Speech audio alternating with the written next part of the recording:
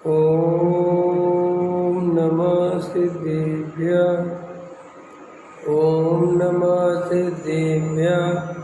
ॐ नमः सिद्धेभ्यः। मंगलमय मंगलकरण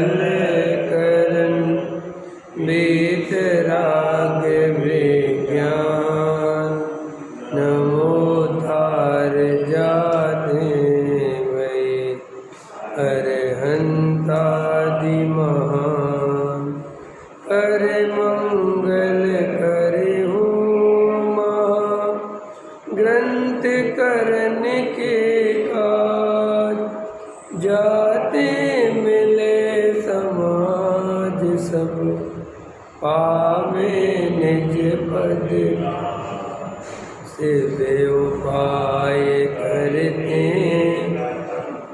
कारण मंगल रो विघ्न विनाश सुख करन नमो शुद्ध शिव संतप्त मानस शांत हो जिनके गुणों के गान में वे वर्धमान महान विजय हमारे।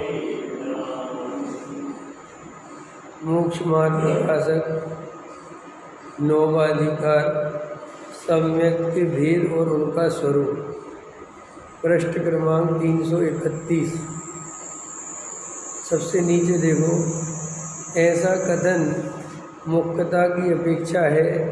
तारतम्य रूप से यह चारों आभास मात्र मिथ्या दृष्टि के होते हैं, सच्चे सम्यक दृष्टि के होते हैं। वही वहाँ आभास मात्र हैं। वे तो नियम बिना परंपरा कारण हैं और सच्चे हैं, सो नियम रूप साक्षात कारण है, इसलिए इनको व्यवहार कहते हैं। इनके निमित्त से जो विपरीत अभिनिवेश रह श्रद्धान हुआ सो निश्चय सम्यक है, ऐसा जानना। अब ये परंपरा कारण रूप कहते हैं, तो परंपरा के कारण रूप इसलिए कहते हैं कि आभास मात्र तो हैं लेकिन हैं सच्चे। माने सच्चे इस अर्थ में हैं कि वो देवशास्त्र गुरु उसके विपरीतता नहीं है, तत्व में विपरीतता नहीं है, बस वो श्रद्धा के लेवल पे नहीं पहुंचा, उसमें अनुभूति के लेवल पे नहीं पहुंचा। वहाँ की उसने जो समझा है वो सही समझा है। वो जो देवशास्त्र गुरु को मानता है सही मानता है, लेकिन उसको गहराता नहीं है, इसलिए अनुभूति नहीं होती। तो अब अगर कोई परंपरा से विचार करे तो परंपरा में जब भी उसे सम्यक दर्शन होगा तो होगा इसी निमित्त से, इसलिए इस परंपरा की अपेक्षा उसे व्यवहार सम्यक ये लगा देना, इसे व्यवहार सम्यक कहते हैं। क्यों कि जो सात तत्वों का स्वरूप है वो बिल्कुल ऐसा ही है। अभी जैसे हम लोगों ने ये वस्तु स्वरूप समझ रखा है, तो ये मत सोचो कि हमारे समझने में कोई कमी है तो बिल्कुल यही स्वरूप, बिल्कुल यही है। श्रीमंदर भगवान की देशना में भी समूह शरण में जो सात तत्व बताए जा रहे हैं बिल्कुल यही बताए जा रहे हैं। इन सात तत्वों में कोई कमी नहीं है, हमारे पढ़ने पढ़ाने में समझने में कोई कमी नहीं है। वस्तु पर कमी क्या है कि हमारी उतनी गहरी रुचि नहीं है, हम उसका गहरा प्रयोग नहीं कर रहे हैं, इतनी कमी है। इसलिए अब हमारी तरफ से तो देखा जाए तो निमित्त की तरफ से तो बिल्कुल कोई कमी हमारी नहीं है। सच्चे देवशास्त्र गुरु मिल गए हैं और के साथ पंचम काल है, तो काल की विपरीतता सम्यक दर्शन में बाधक नहीं है। जैसे भी पंचम काल है मान के चलो, तो पंचम काल बाधा काय में दे सकता है निमित्त रूप से कि भाई चारित्र्य के अनुकूल परिस्थिति नहीं है, शुद्ध सात्विक भोजन नहीं मिल सकता, रहने की व्यवस्था बहुत वैसी नहीं बन सकती। तो इस अपेक्षा तो कह सकते हैं कि अपन कि भाई मुनि धर्म अंगीकार करने के लिए उतनी अनुकूल परिस्थिति नहीं है, लेकिन सम्यक दर्शन प्राप्त करने के लिए किसी भी प्रकार की कोई परिस्थिति बाधा नहीं देती।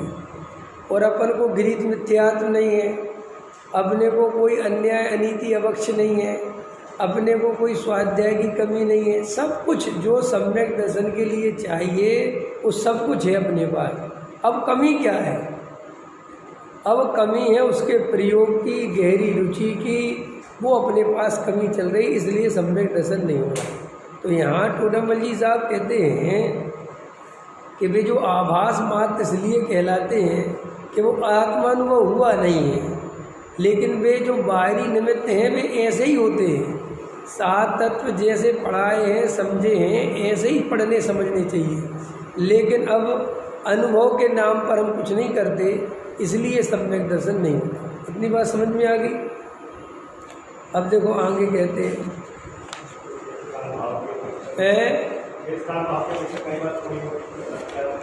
नहीं, द्रव्य क्षेत्र काल भाव सम्यक दर्शन में कभी बाधक नहीं होता। चारित्र भले ही होता है, जैसे अब पंचम काल है तो यहाँ से जीव मुक्ति को प्राप्त नहीं कर सकता। जैसे पंचम काल है तो यहाँ संयम धारण करना इतना आसान नहीं है। क्यों नहीं है? क्योंकि अपन को जो देह मिली है बहुत कमज़ोर है, बहुत अच्छी देह नहीं है, इसको सहनन अपना कमज़ोर है। तो अब अपन को इसमें तो बाधा आ सकती है निमित्त रूप से, लेकिन सम्यक दर्शन तो चारों गतियों में होता है और सब जगह होता है। और नरक के नारकी को सम्यक दर्शन होता है, इससे ज़्यादा प्रतिकूलता दुनिया में कहीं नहीं है। अभी तो अपन को आगे की बात इसलिए नहीं करनी कि अभी तो अपना सम्यक दर्शन रूपी कार्य ही रह गया है, तो अभी सम्यक चारित्र की क्या चर्चा करना, और सम्यक दर्शन होने के बाद भी सम्यक दर्शन की चर्चा करना है, क्योंकि टिकता नहीं है, कमज़ोर है ना बिल्कुल। वो सब सम्यक हो भी जाता है तो फिर छूट जाता है। कभी कभी अपन की सही बात बैठ जाती है, श्रद्धा सही हो जाती है, आनंद भी आ जाता है, एकदम श्रद्धा मजबूत हो जाता है, लेकिन फिर कोई तीव्र कर्म का उदय आने पर वापस छूट जाता है। तो इसलिए अभी तो इस वर्तमान काल में हम अपने सम्यक दर्शन को संभाल लें, यही बहुत बड़ा पुरुषार्थ है। अभी हम त्याग, व्रत, नियम, संयम नहीं भी पाल पाएँ तो कोई बड़ी बात नहीं है, सम्यक दर्शन बना रहे, बस ये पुरुषार्थ करो।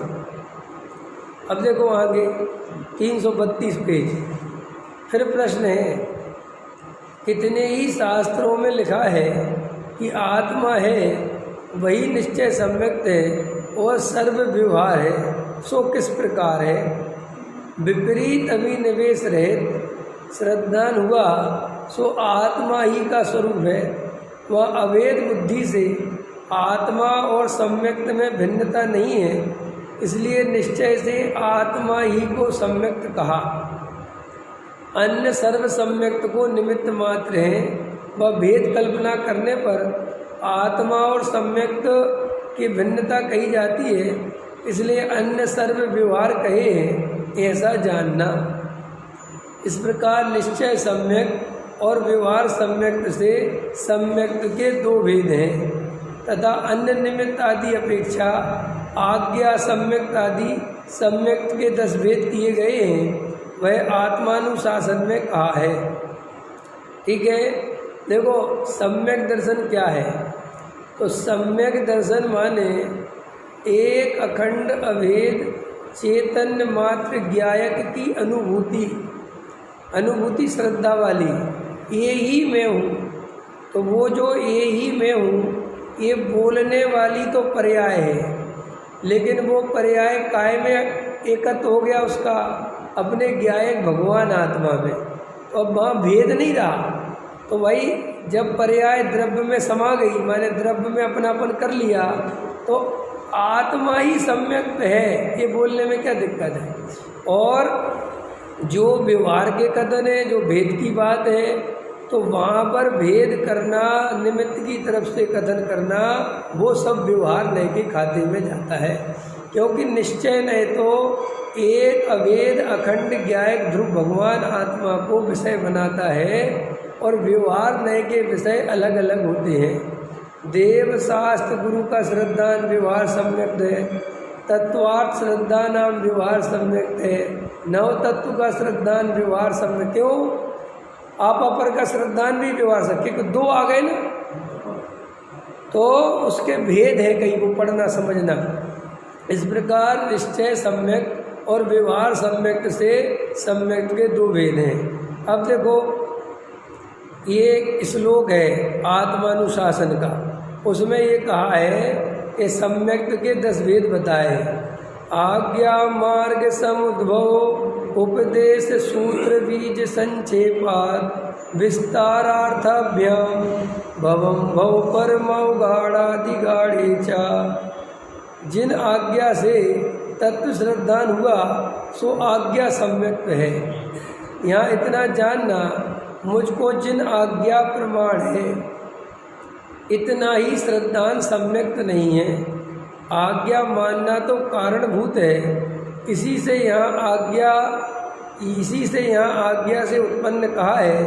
इसलिए पहले जिन आज्ञा मानने से पश्चात जो तत्व श्रद्धान हुआ सो आज्ञा सम्यक है। इसी प्रकार निर्ग्रंथ मार्ग के अवलोकन से तत्व श्रद्धान हुआ सो मार्ग सम्यक है। इस प्रकार 8 वेद तो कारण अपेक्षा किए तथा शुद्ध केवली जो तत्व श्रद्धान है उसे अवगाढ़ सम्यक कहते हैं, और केवल ज्ञानी के तत्व श्रद्धान है उसको परम अवगाढ़ सम्यक कहते हैं। ऐसे 2 भेद ज्ञान के सहकारी पने की अपेक्षा किए हैं। इस प्रकार सम्यक के 10 भेद किए हैं। अब देखो क्या है, ये सम्यक दर्शन एक ही प्रकार का है, लेकिन बाहर में जैसे निमित्त से हुआ उस निमित्त की प्रधानता से वो भेद कर दिया। समझ में आया?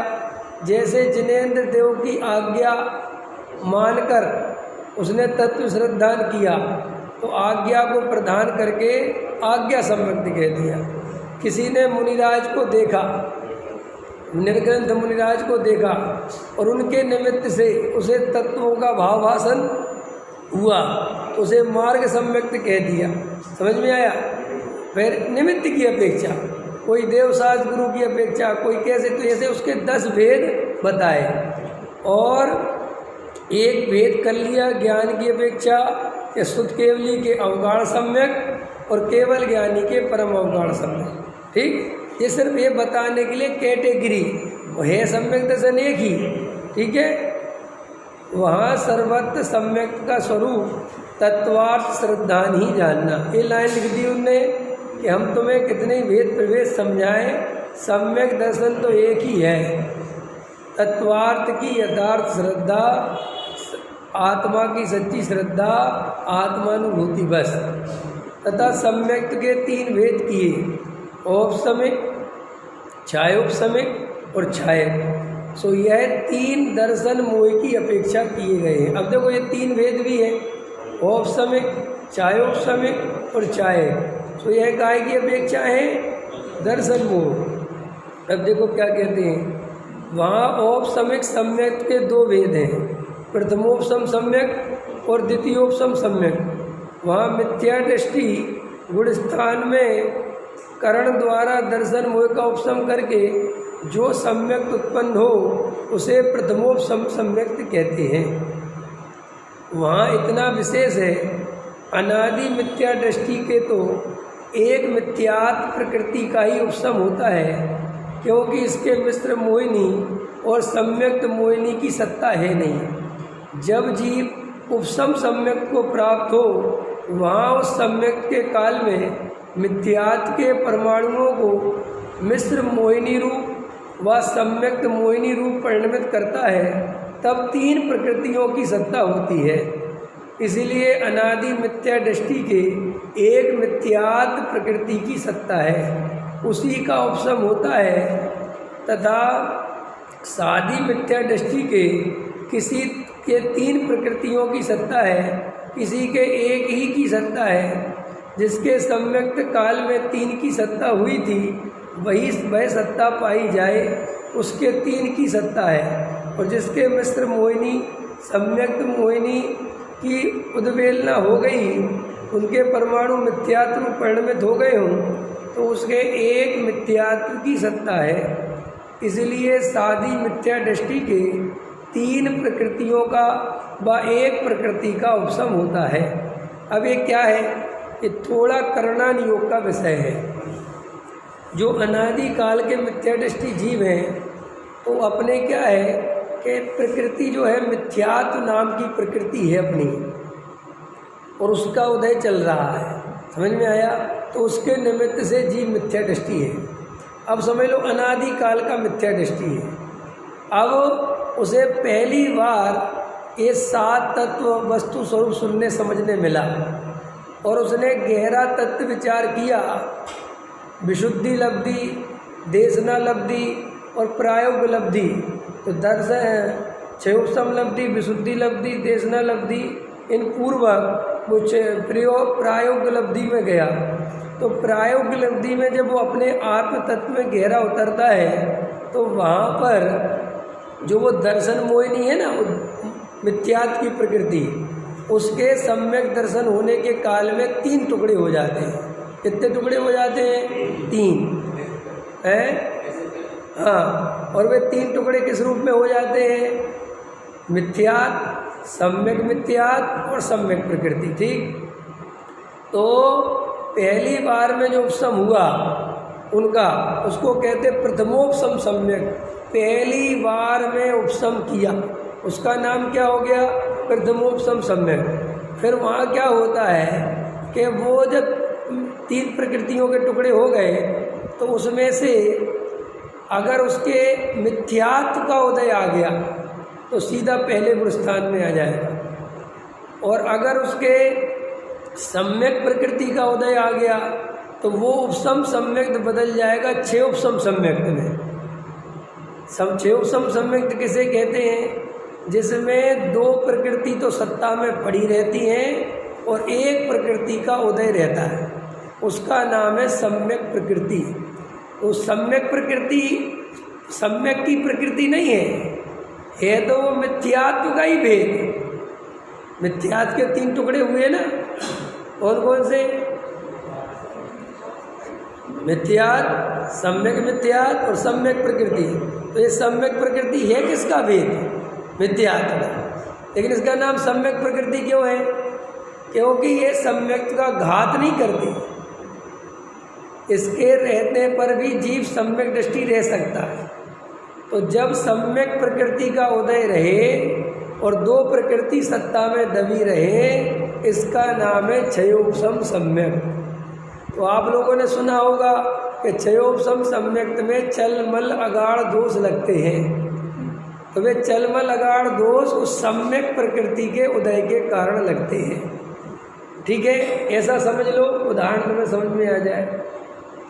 जैसे एक बाल्टी में पानी भरा हुआ है और बहुत सारी मिट्टी है, तो जब अपन ने बहुत तेज बाल्टी को हिला दिया तो पूरी मिट्टी पानी में मिल गई, तो वो तो है मिथ्यात्व, मिथ्यात्व वाला पानी, वो तो पीने योग्य नहीं है। ठीक है, लेकिन अपन ने जब उस बाल्टी को रख दिया और धीरे धीरे सारे मिट्टी के कण नीचे दब गए, लेकिन हल्की फुल्की धूल बिल्कुल ना के बराबर उस पानी में मिली रह गई, वो अपन को दिखाई नहीं देती, तो पानी पिया जा सकता है और लोग पी लेते हैं, कुछ नहीं होता।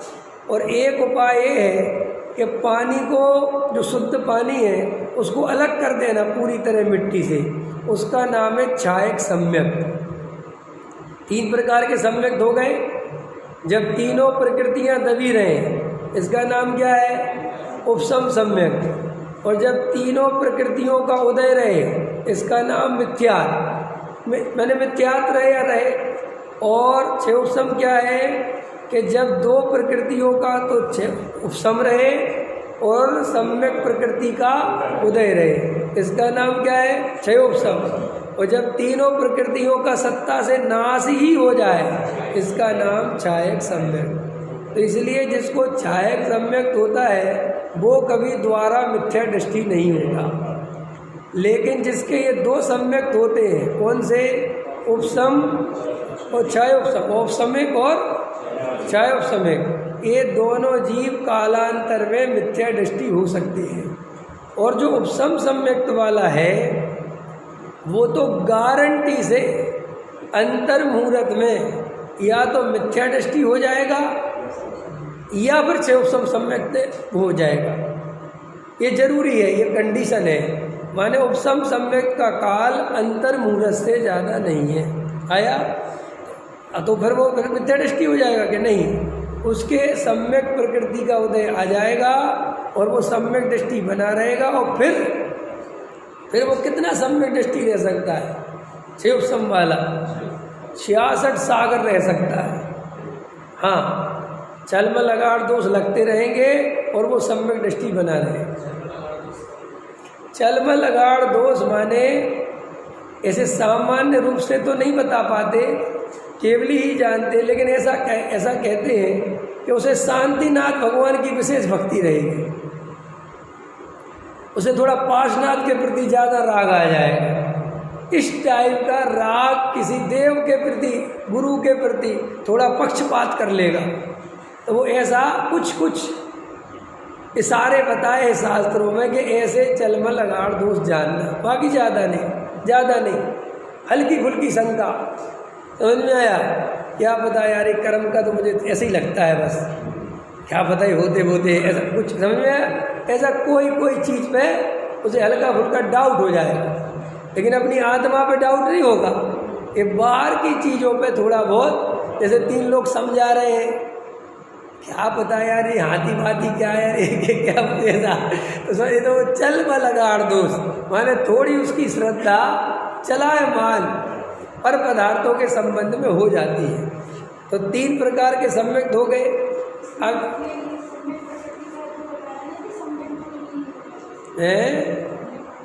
सम्यक प्रकृति माने है मिथ्यात्व का भेद, लेकिन उसके उदय होने पर सम्यक का घात नहीं होता, इसलिए उसका नाम सम्यक प्रकृति है, जबकि वो प्रकृति है मिथ्यात्व की। अब बची 2 प्रकृति, ठीक है। अब वो 2 प्रकृति का स्वरूप समझो। जब उसमें से सम्यक मिथ्यात्व की प्रकृति का उदय आ जाए तो उस गुण स्थान का नाम है सम्यक मिथ्यात्व गुण स्थान। वो गुण स्थान है तीसरा। तो तीसरे गुण स्थान का काल भी अंतर मुहूर्त है, देख लेना कुछ समय है, 1-2-4 समय सा। तो उसमें क्या होगा, या तो तीसरे से वापस चौथे में चला जाएगा या पहले में आ जाएगा। अगर वो प्रकृति वापस दब गई तो कहाँ चला जाएगा? चौथे में। और उसके बाद मिथ्यात्व की प्रकृति और उदय में आ गई तो कहाँ आ जाएगा? पहले।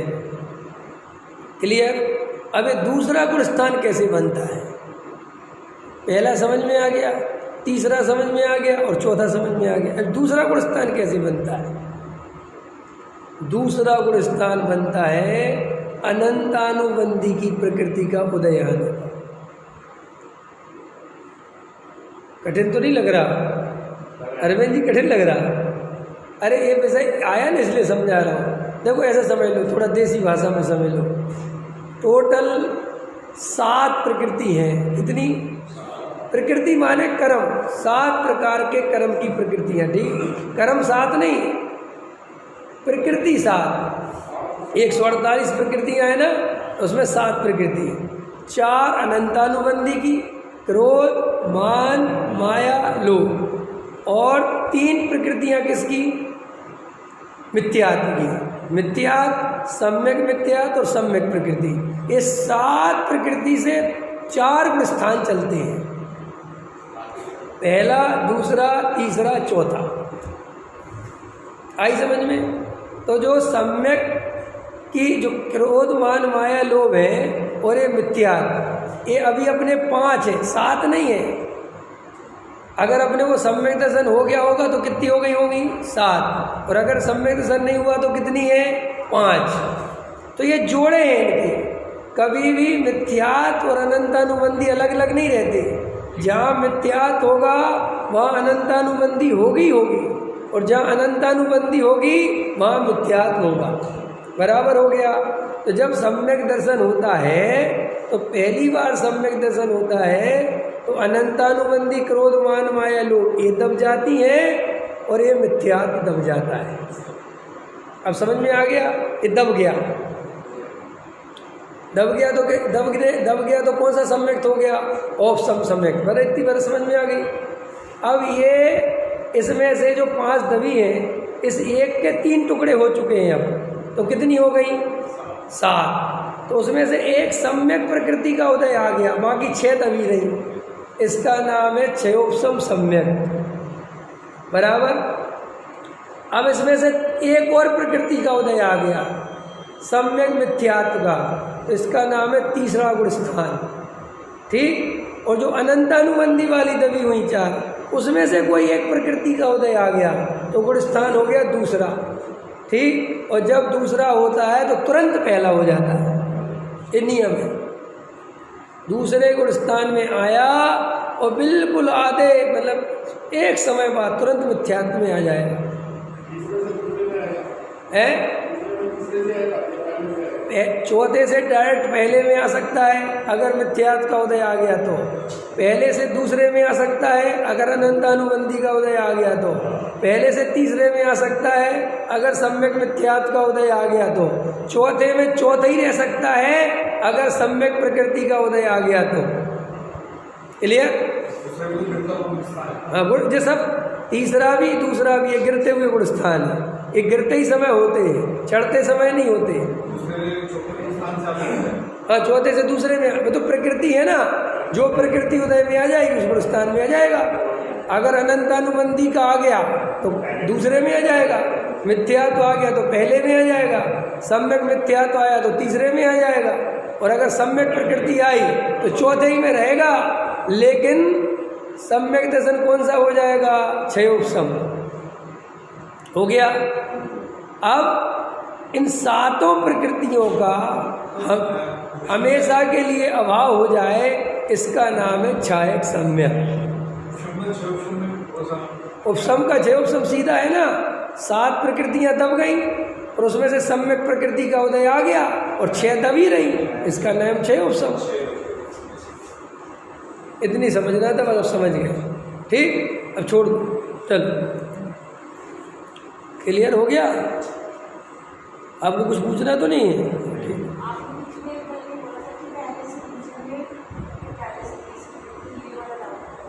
पहले से दूसरे में नहीं, उस तरफ से चलो, उस तरफ से पीछे, चौथे से पहले तरफ आओ। पहले से चौथा, चौथे से फिर तीसरा, दूसरा, पहला। ठीक। वो प्रकृतियों के आधार से होता है। इतना ही समझ लो बहुत है, वहाँ की केवल ज्ञान में सब समझ है। अब उससे ज़्यादा अपन को बुद्धि नहीं लगानी। ठीक है। अब ये तो उन्होंने समझा दिया। अब कैसे होता है कि एक तो अनादिकाल का मिथ्या दृष्टि हो गया, अब एक होता है सादी मिथ्या दृष्टि। ये सादी मिथ्या दृष्टि क्या होता है? एक अनादि मिथ्या दृष्टि और एक सादी मिथ्या दृष्टि।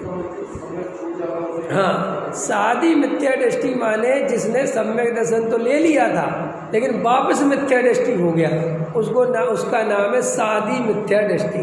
माने अब अनादिकाल से मिथ्या दृष्टि नहीं है, सम्यक दर्शन हो गया। अब अपने हाँ, अभी अपने में से सादी मिथ्या दृष्टि हो सकते हैं अपन ने पहले सम्यक लिया, वो छूट गया, अभी घूम रहे हैं, समझ में आया कि नहीं आया? और कालांतर में या अभी कुछ समय बाद सम्यक हो जाएगा, ऐसे चलता रहता है। लेकिन एक बार सम्यक दर्शन जैसे हो गया, वो उसका पंच परावर्तन रुक जाता है और अर्ध पुद्गल परावर्तन मात्र संसार में घूम सकता है। कोडमल जी साहब ने इसी में लिखा है कि सम्यक दर्शन किसे होता है? जिसका अर्ध पुद्गल परावर्तन शेष रह गया हो उसको होता है। ये कर्म की अपेक्षा कथन है।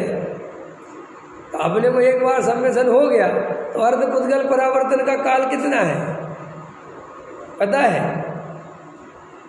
अर्ध पुद्गल परावर्तन का काल इतना है कि हम निगोद में जा सकते हैं, हाँ, और निगोद में घूमते रहे अनंत काल तक, तब वो अर्ध पुद्गल परावर्तन होता है। अर्ध पुद्गल परावर्तन का काल भी अनंत काल है और पंच परावर्तन तो पूछो ही मत कितना है। ये जो पंच परावर्तन सुने ना, द्रव्य परावर्तन, भाव परावर्तन, क्षेत्र परावर्तन, काल परावर्तन, ये सब क्या है? ये द्रव्य परावर्तन माने ऐसा कोई पुद्गल परमाणु इस संसार में नहीं रहना चाहिए जो तुम्हारे संपर्क में नहीं आवे।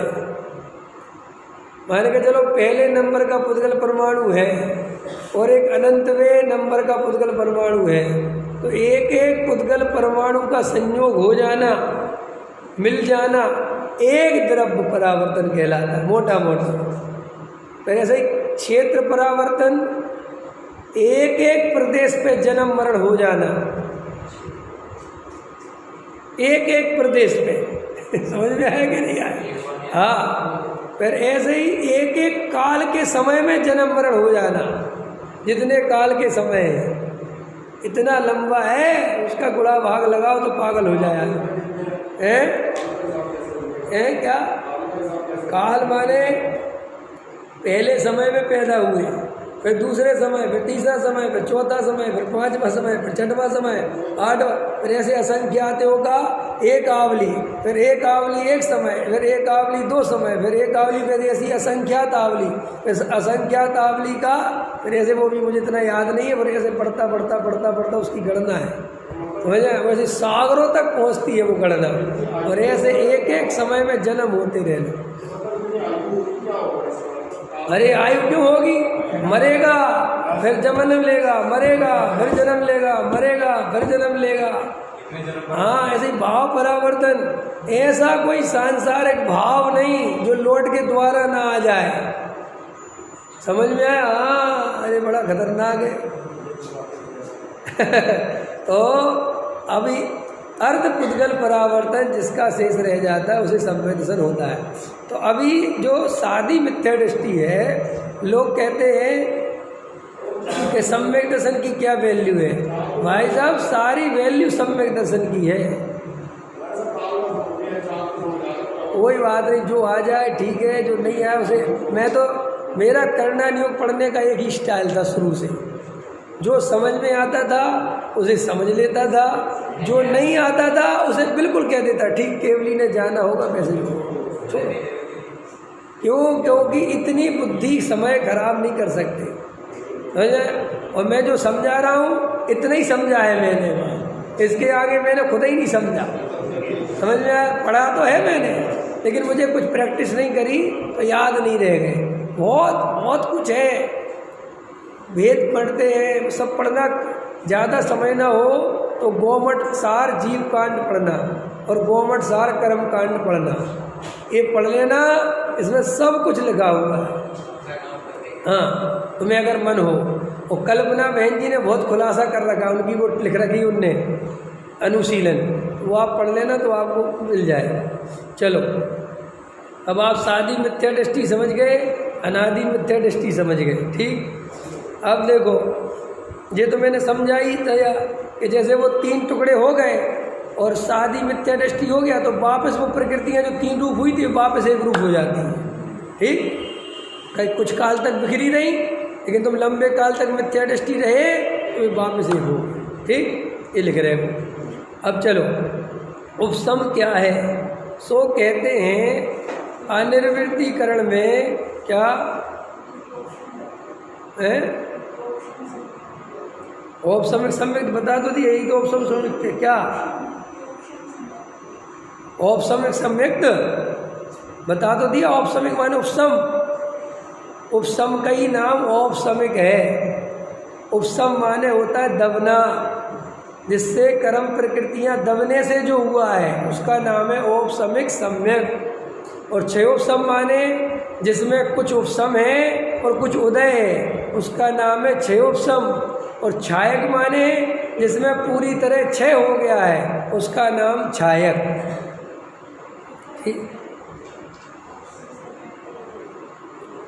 औपसमिक सम्यक के दो भेद है, द्वितीय प्रथमोपसम सम्यक और द्वितीयोपसम। तो अभी आएगा ना, अभी प्रथमोपसम्यक तो आ ही गया, पहली बार सम्यक होना प्रथमोपसम सम्यक। और द्वितीयोपसम सम्यक क्या है, ये भी चलो बता ही देता हूँ। द्वितीयोपसम सम्यक माने जब जीव क्षयोपसम सम्यक्त में आया तो क्षयोपसम सम्यक्त से वो जीव मुनि बन गया, साधु हो गया। तो गुणस्थान कौन सा हो गया? छठवां सातवां। लेकिन सम्यक दर्शन कौन सा है? क्षयोपसम। सम्यक दर्शन कौन सा है? तो क्षयोपसम वाला कभी श्रेणी नहीं चढ़ सकता, श्रेणियों के नाम पढ़े, 2 श्रेणियों के नाम बताओ। हाँ, उपसम श्रेणी और छपक श्रेणी। तो 6 उपसम नाम की कोई श्रेणी नहीं है, तो उसको जो सम्यक्त है वो है 6 उपसम, तो वो श्रेणी नहीं चढ़ सकता। तो वहाँ पर जब वो सम्यक प्रकृति का उपसम होता है द्वारा, उसका नाम क्या है? द्वितीयोपसम सम्यक। आया समझ में? नहीं आया समझ में? प्रथम बार हुआ सम्यक, उसका नाम तो प्रथम। ठीक, तो कोई ऐसा मत समझना, कई लोग ऐसा समझते हैं कि दूसरी बार सम्यक तो उसका नाम द्वितीयोपसम। नहीं, ऐसा नहीं। प्रथमोपसम सम्यक 1000 दफे प्रथमों बार ही होगा, अगर वो चौथे गुण स्थान में होगा तो। ये जो द्वितीयोपसम सम्यक थे, ये 7वें गुण स्थान वाला सम्यक थे। 7वें गुण स्थान में सम्यक थे, माने उसको सम्यक दर्शन तो था, लेकिन कौन सा था? छायोपसमयक। और छायोपसमयक में कौन सी प्रकृति उदय में चल रही थी? सम्यक प्रकृति। तो सम्यक प्रकृति अगर उसकी उदय में चलती रहेगी तो वो श्रेणी नहीं चढ़ पाएगा, माने 8वें गुण स्थान में नहीं पहुंचेगा। तो 8वें गुण स्थान में पहुंचने के लिए उस सम्यक प्रकृति का वापस उदय से दबना है, वापस उसका सत्ता में दबना जरूरी है। तो दबेगी तब वो श्रेणी चढ़ेगा, उसका नाम है उपसम श्रेणी। ठीक है, तो जो 6 उपसम वाला सम्यक दृष्टि होगा वो हमेशा उपसम श्रेणी चढ़ेगा। तो वह छपक श्रेणी कौन चढ़ता है? छायक सम्यक दर्शन वाला। जिसके छायक सम्यक दर्शन होगा, अब जैसे आदिनाथ है तो वे सीधे कौन सी श्रेणी चढ़ेंगे? छपक श्रेणी, क्योंकि छायक सम्यक है। लेकिन दूसरे हो जिनको उपसम सम्यक हो या 6 उपसम सम्यक हो, तो वो श्रेणी चढ़ेंगे तो कौन सी चढ़ेंगे? उपसम श्रेणी। तो जो उपसम श्रेणी और छपक श्रेणी में अंतर क्या है? उपसम श्रेणी वाला नियम से लौट के आ जाएगा, पहले में नहीं। आने को पहले में भी आ जाए, लेकिन उसके आगे केवल ज्ञान नहीं होगा। उसे केवल ज्ञान करने के लिए सम्यक छायक करना पड़ेगा। ठीक है, आगे समझ में? और छपक वाला सीधा चढ़ जाता है, वो 12वें गुण स्थान में पहुंच जाता है, वो 11वें में नहीं पहुंचता है। हाँ, मुनिराज होते हैं तो बराबर कई दफे उपसम श्रेणी चढ़ के नीचे आ जाते हैं और सर्वार सिद्धि में चले जाते हैं। तो मैंने उपसम श्रेणी में जीव 11वें गुण स्थान तक आ जाता है, पूर्ण वीतरागता का आनंद ले लेता है और वापस नीचे आ जाता है। ठीक है, छपक श्रेणी है नीचे में आने को पहले तक आ जाए, और नहीं तो 6वें 7वें में रहे।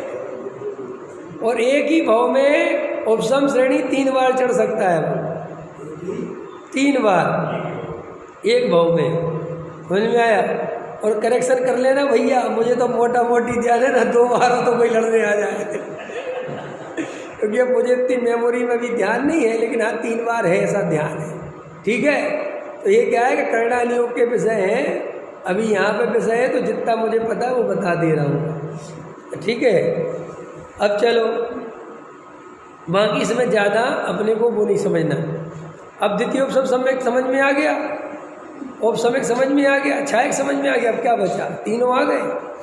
चलो, उपसम क्या है? सो कहते हैं अनिर्वृत्तीकरण में किए गए। ये जो टोडामल जी साहब है ना, ये यहाँ पे तो इतने शॉर्टकट में लिख रहे हैं, समझ लो। ये कर्णानियोग के महापंडित थे। हाँ, ये तो उनके लिए जो बता रहे हैं ये तो बच्चों की बात है, बहुत बड़े गणतज्ञ थे, बहुत बड़े। समझ में आया? बहुत ज्ञान था। अनिर्वृत्तीकरण में किए गए अंतरकरण विधान से जो सम्यक के काल में उदय आने योग्य निषेक थे, उनका तो अभाव किया। उसके परमाणु अन्य काल में उदय आने योग्य निषेक रूप किए गए, तथा अनिर्वृत्तीकरण में ही किए उपसम विधान से जो उस काल के पश्चात उदय आने योग्य निषेक थे, वे उदीर्ण रूप होकर उस काल में उदय न आ सकें, ऐसे किए। अब ये क्या है? अब ये भाषा है, बस बिल्कुल सरल। ये जो लिखा ना, इसका अर्थ पता क्या है? मैंने आत्म ध्यान लगाया, ठीक, और आत्म ध्यान लगाकर जो मिथ्यात्व था जो उदय में चल रहा था, ठीक है, तो उसमें जो मिथ्यात्व और अनंतानुबंधी की प्रकृतियाँ जो उदय में चल रही थी उनको अपने आत्म ध्यान में क्या कर दिया, निषेक माने होते वो परमाणु, निषेक समझ गए, कर्म परमाणु, तो वे कर्म परमाणु जो उदय में आकर अपना फल दे रहे थे उनको मैंने आत्म ध्यान के बल से उनको दबा दिया कि तुम अभी उदय में नहीं आओगे भाई साहब, डोंट डिस्टर्ब। इसका नाम है उदय का अभाव करना।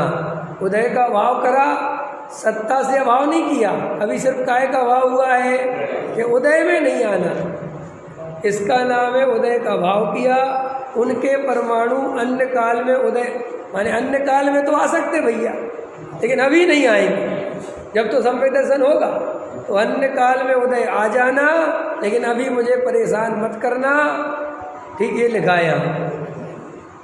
और अनिर्वृत्तिकरण में ही उपसम विधान से, उपसम विधान समझ गए, उपसम विधान माने आत्म ध्यान में लगा हुआ है और वहाँ पर कर्मों का उपसम हो रहा है, तो कर्मों का विधान चल रहा है उपसम होने का। समझ में आया कि नहीं आया?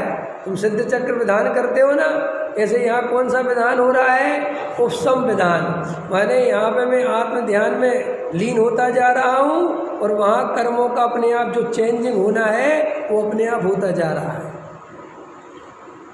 उपसम विधान से जो काल के पश्चात उदय आने योग्य निषेक थे वे उदीर्णा रूप होकर उस काल में उदय ना आ सके। अब जो उदीर्णा क्या होती है?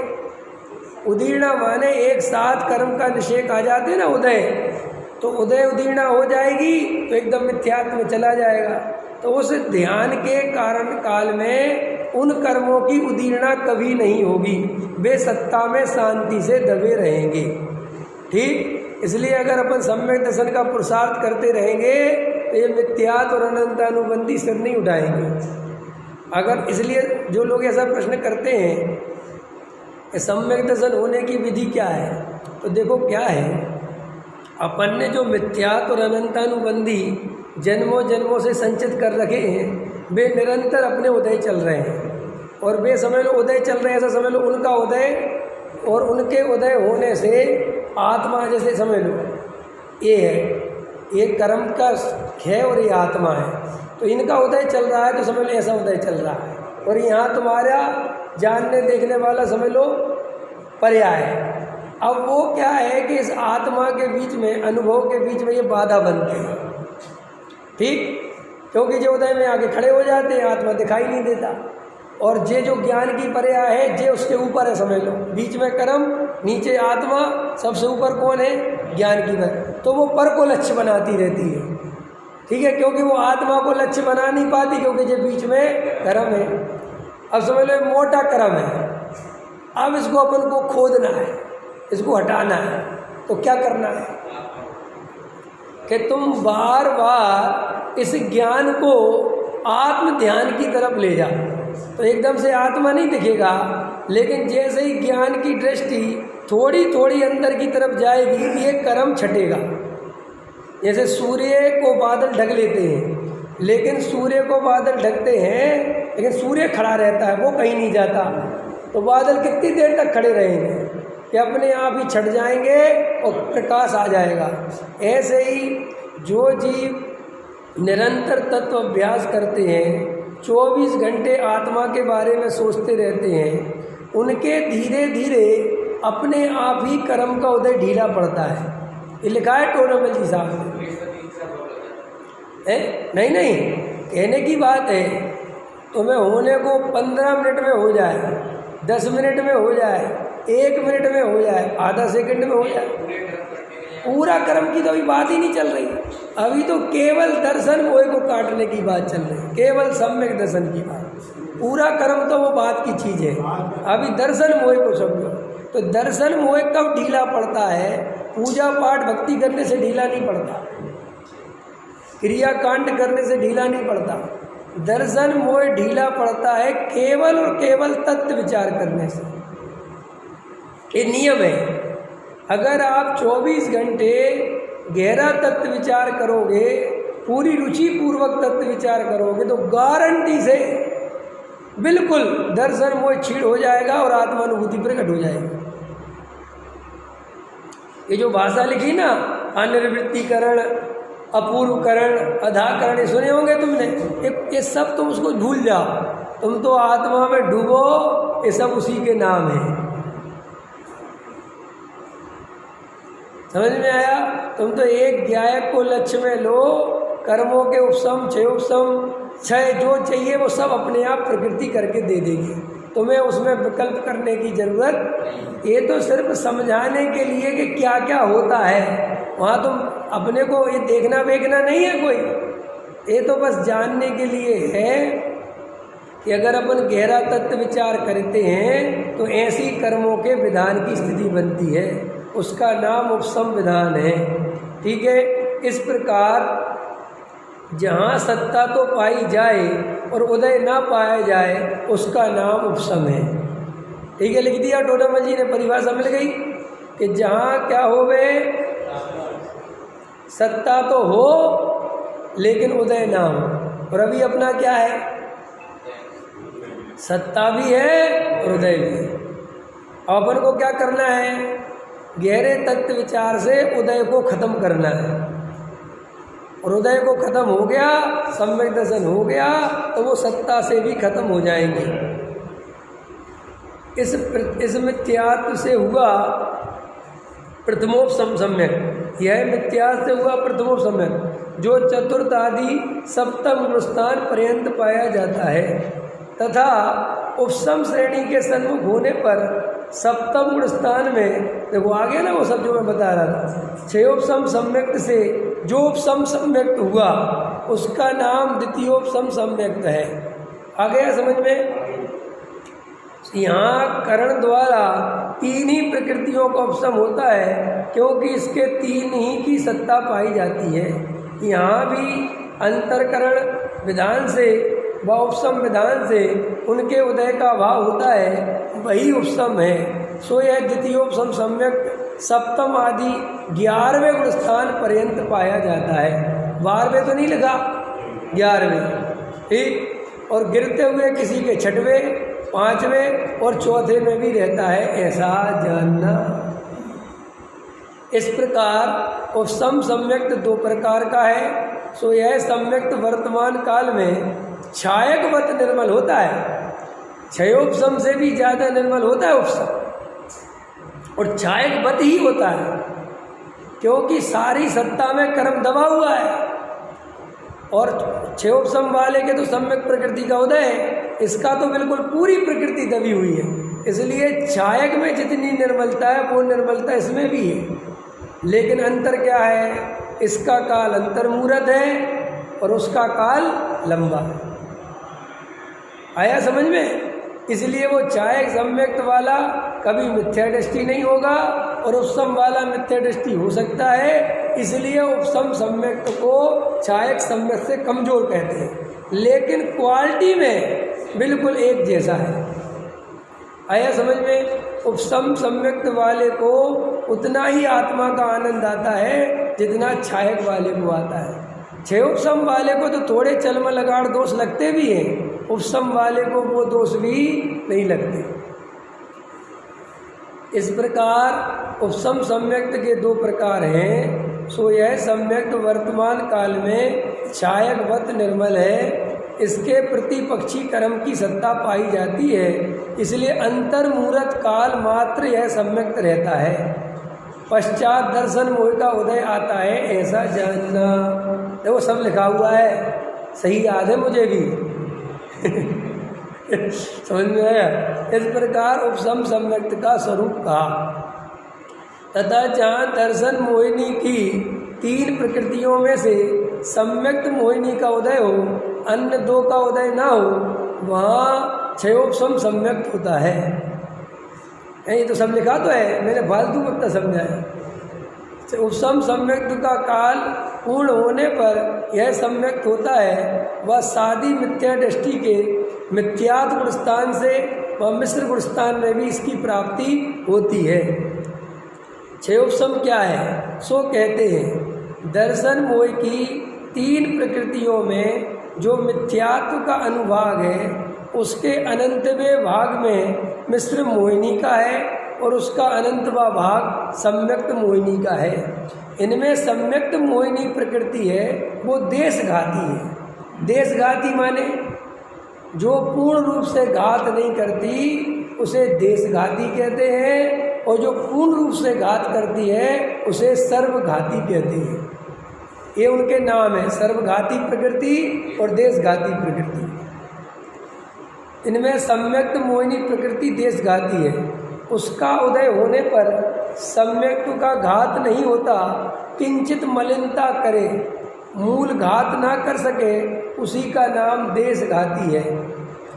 सो जहाँ मिथ्यात्व व मिश्र मिथ्यात्व के वर्तमान काल में उदय आने योग्य निषेकों का उदय हुए बिना ही निर्जरा होती है, वह तो क्षय जानना, और इन्हीं के आगामी काल में उदय आने योग्य निषेकों की सत्ता पाई जाती है, वह उपशम जानना, और सम्यक्त मोहिनी का उदय पाया जाता है, ऐसी दशा जहाँ हो उसका नाम क्षय उपशम है। इसलिए समल तत्व श्रद्धान हो वह क्षयोपशम सम्यक्त है। समल माने थोड़े से चलमल लगाड़ दोष उसमें लगे रहते हैं, पूरी तरह निर्मल नहीं होता। सो यहाँ जो मल लगता है उसका तारतम्य रूप केवली जानते हैं। ठीक है, उदाहरण बतलाने के अर्थ चल मलिन अगाड़पना कहा है, वहाँ व्यवहार मात्र से देवादिक की प्रतीति तो हो, परंतु अनंतादिक देवादि में यह मेरा है, यह अन्य का है इत्यादि भाव चलपना, संकादि मन लगे सो मलिनपना, यह शांति ना शांति के करता है इत्यादि भाव सो अगाड़पना, ऐसे उदाहरण व्यवहार मात्र बतलाए हैं, परंतु नियम रूप नहीं है। क्षयोपशम सम्यक्त में जो नियम रूप से कोई मल लगता है सो केवली ही जानते हैं। इतना जानना कि इसके तत्वार श्रद्धान में किसी प्रकार से समलपना होता है, इसलिए सम्यक्त निर्मल नहीं है। इस क्षयोपशम सम्यक्त का एक ही प्रकार है, इसमें कुछ भेद नहीं है। ठीक है, हो गया, इसमें थोड़ी समझाना कुछ अरे अब वो शांतिनाथ को शांति का कर्ता मानता है। अब ऐसा कई कथन आया होगा, लेकिन वो व्यवहार का कथन है। टोडरमल जी ने उसका डिलाई नहीं करी। क्यों नहीं करी? क्योंकि वो ये बात जानते हैं कि वो कहीं आगम में चर्चा होगी। अब वो किस अपेक्षा लिखी, क्यों लिखी? तो सीधी सी गणित है, व्यवहार नहीं के खाते में डालो। क्योंकि बहस कौन करे भाई, व्यवहार नहीं के खाते में क्यों डालो? क्योंकि कभी कभी ज्ञानी को भी जब कोई कष्ट होता है, कोई दुख तकलीफ होती है, तो वो भगवान से ऐसी स्तुति करता है, उसे भी ऐसा भाव आ जाता है कि भगवान तुम मेरी पीड़ा हरो, मैं बहुत परेशान चल रहा हूँ। जब क्योंकि श्रद्धा तो रहती है सही, लेकिन ऐसा भाव उसको भक्ति में प्रतिकूलता में आ जाता है। और कभी कभी शांतिनाथ भगवान का राग ज़्यादा आ जाएगा, तुम्हारा नाम शांतिनाथ है तो कुछ शांति करो, तो ऐसे भाव आ गए। तो ऐसे ही चल में लगाड़ दोष रूप व्यवहार रूप कहना, लेकिन असलियत में ये नियम रूप नहीं है। नियम रूप मतलब क्यों नहीं है कि गारंटी नहीं है कि ऐसा ही होता हो, कुछ और भी हो सकता है। इसलिए फिर टोडरमल जी साहब ने दोनों बातें रख दी कि वो आगम में जो चर्चा आई वो भी रख दी, और उसको व्यवहार नहीं के खाते में डाल के ये भी कह दिया कि वास्तव में जानते तो केवली हैं, अपन तो एक अनुमान लगाते हैं। इसलिए ये अपने को बहुत जल्दी किसी को मिथ्या दृष्टि नहीं मान लेना चाहिए। कोई भगवान की स्तुति कर रहा हो व्यवहार में से, तो अपन एकदम मोक्षु तो एकदम मिथ्या दृष्टि सिद्ध कर देते। ऐसा नहीं है, व्यवहार में से भी भक्ति होती है, और कभी कभी भक्त भगवान के सामने इस तरह की बात भी करता हुआ दिखाई देता है।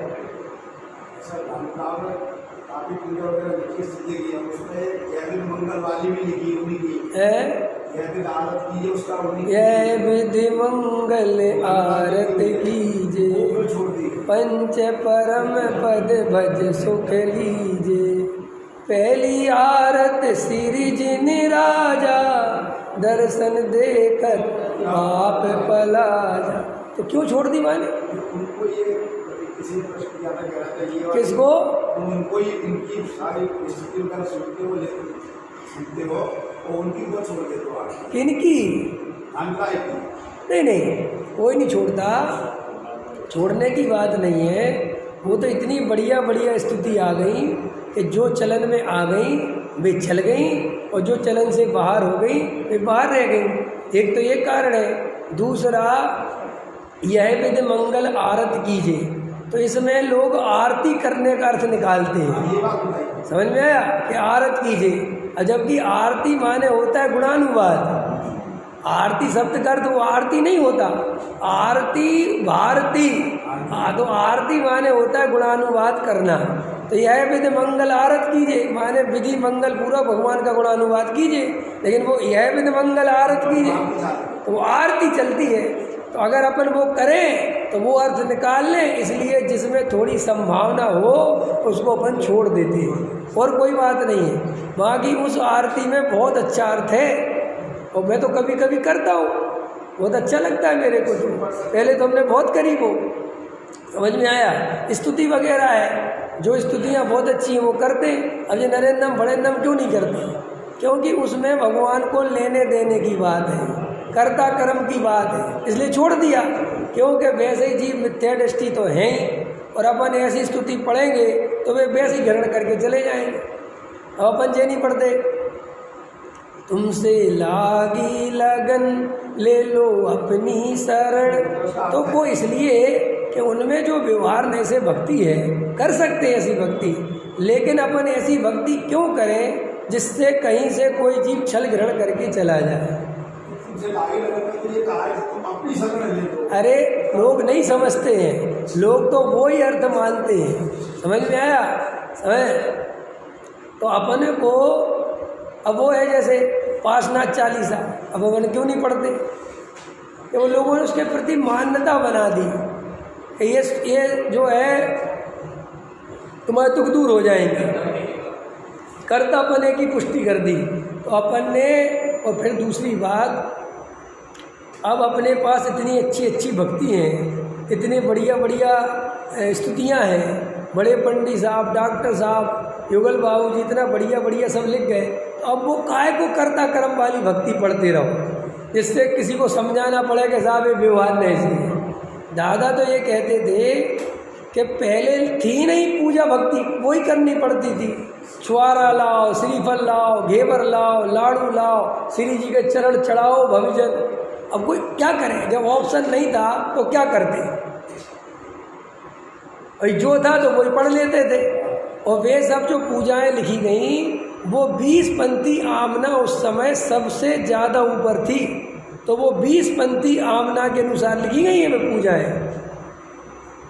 घेवर लाओ, छुआरा लाओ, फूल लाओ, कनक केतकी ले आओ, ये सब उसमें है। 20 पंक्ति में फूल चढ़ाते हैं, चंदन लगाते हैं, फल चढ़ाते हैं, तो वो वैसे ही है वो वैसे।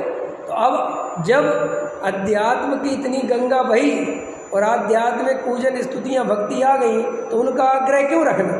अपने को तो वीतरागता का पोषण करना है, इसलिए अपने स्तुति बोलते हैं, और कोई कारण नहीं है, कोई पंथ संप्रदाय की बात नहीं है, ईमानदारी तो ये है। मन में आया? इसलिए जल्दी लोग प्रभावित हुए। सही बात कह रहे, ये मुमुक्षु पार्श्वनाथ चालीसा नहीं पढ़ते। अरे भैया, हम पढ़ेंगे क्यों? हम तो ये मान्यता है ही नहीं कि पार्श्वनाथ को सुख दुख करने वाले हैं। एक वो है ना, ए दीन बंधु सिरपति करुणा निधान जी, अब मेरी बिता क्यों न रो बार क्या लगी, है ना। और उसमें पूरी भगवान को कर्ता बताया और दुख सुनाए। अब मुझे सदा मेरे साथ सबसे बढ़िया चीज़ क्या है, मैंने सब पढ़े हैं, और इतने पढ़े हैं कि पूछो मत। इसलिए मुझे कुछ ऐसा नहीं लगता कि ये क्या सब पता है उनमें क्या लिखा हुआ है। तो वे अब क्यों छोड़ दिए कि भाई साहब हमें समता भाव, समता स्तुति पढ़ने मिल रही है। समता रस का पान करो, अनुभव रस का पान करो, शांत रहो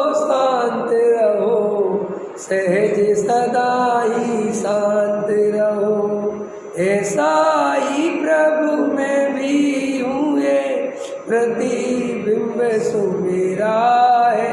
अब ये पढ़ूं कि श्रीपति करुणानिधान जी पढ़ूं? आप बताओ। है कनक केत की ग्वारा छुआरा लाऊं, ये पढ़ूं? क्षण भर निज रस को पीछे तन मिथ्यामल को, ये पढ़ूं? बताओ क्या पढ़ूं? अब मुझसे कोई कहे कौन सी पूजन पढ़ना चाहिए, तो मैं तो कहूँगा ये पढ़ो, क्योंकि एक तो पुरानी भाषा में लिखे हुए हैं, उन शब्दों के अर्थ अपन को पता नहीं है। वो 200-300 बरस पुरानी भाषा है, वो अपन को आती जाती तो है नहीं, उसके अर्थ बढ़ते तो समझ में आते नहीं, बस पुरानी है इसलिए पढ़ो। तो ये कौन सा ट्रेडिशनल है कि पुरानी है तो पढ़ो? पुरानी और नया जैन धर्म में कुछ नहीं होता, जो तुम्हें समझ में आए वो पढ़ो। संस्कृत में पढ़े कि हिंदी में पढ़े? संस्कृत आती नहीं, हिंदी तो। अरे जब तुम्हें संस्कृत आती नहीं तो करोगे क्या पढ़ के? कि नहीं हम टूटा फूटा सीखे, क्या करोगे? जब हिंदी आ गई बढ़िया है तो हिंदी तो पढ़ो। अब वो अभी पुरानी पूजन उठा के देखो, कई लोग आ जाते हैं, जैसे हम लोग पूजन करने जाते ना तो उठा लाएंगे पुरानी पूजन, पंडित जी इसका अर्थ बताना। हमें तो नहीं पता। अरे आप कैसे पंडित जी हो? अब उसमें कौन से समय के शब्द लिखे हुए हैं, और कई लोग आ जाएंगे इसमें ये जो शब्द आया है बेली, इसका अर्थ क्या होता है? भैया बेली तो क्या होता है? फूल फूल होता होगा? नहीं, आप प्रॉपर अर्थ बताओ। जैसे इनका प्रॉपर अर्थ बता के इनको संप्रसन मिल जाए तो मैं कह देता हूँ जाओ हिंदी साहित्य में खोजो कहीं के भैया क्या अर्थ होता है। नहीं समझ? अब पुराने जो होते ना भाई, नहीं उनके अर्थ नहीं आते, क्योंकि वो हिंदी साहित्य के पुराने शब्द हैं और नहीं आते तो नहीं। और अब जरूरत क्या है जब नया बढ़िया से बढ़िया है तो, लेकिन नहीं, वो तो आदत पड़ी है, वो वाली पूजा करो पुरानी वाली जिसमें एक अक्षर इनको समझ में नहीं आएगा। समझ में आया? तो आग्रह नहीं है कुछ भी, तुम्हें समझ में आता हो तुम उसमें से अर्थ निकाल पाते हो तो पढ़ो, और नहीं निकाल पाते हो तो शांति से, इतनी बढ़िया स्तुति आ गई हैं उनको पढ़ो और समझो। ठीक है, अब इतना हो गया, अभी का समय हो गया।